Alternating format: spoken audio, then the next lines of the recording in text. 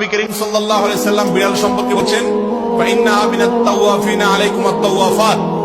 বিড়াল তোমাদের বাসাবাড়িতেই থাকে, এইজন্য তার ঝুঁটাকে তিনি হারাম করেন নাই। বিড়াল যদি কোনো কিছুতে মুখ দেয়, তাহলে কুকুর মুখ দিলে যেরকম হারাম হয়ে যায়, নাপাক হয়ে যায়, বিড়াল যদি মুখ দেয়, বিড়ালের ঝুঁটা কি হয় না, নাপাক হয় না। এইজন্য বিড়াল পালা জায়েজ আছে, বিশেষ করে ইঁদুরের উপদ্রব থেকে বাঁচার জন্য, কিংবা এমনি।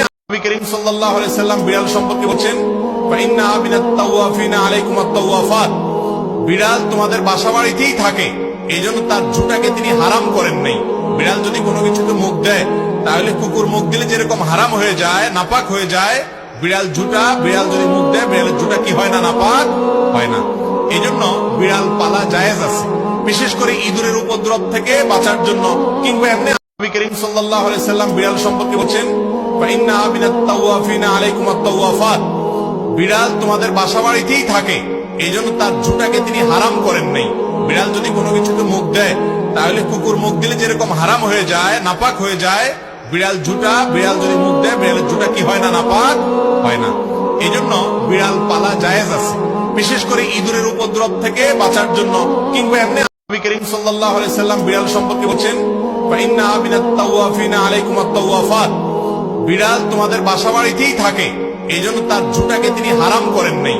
বিড়াল যদি কোনো কিছুতে মুখ দেয়, তাহলে কুকুর মুখ দিলে যেরকম হারাম হয়ে যায়, নাপাক হয়ে যায়, বিড়াল যদি মুখ দেয়, বিড়ালের ঝুঁটা কি হয় না, নাপাক হয় না।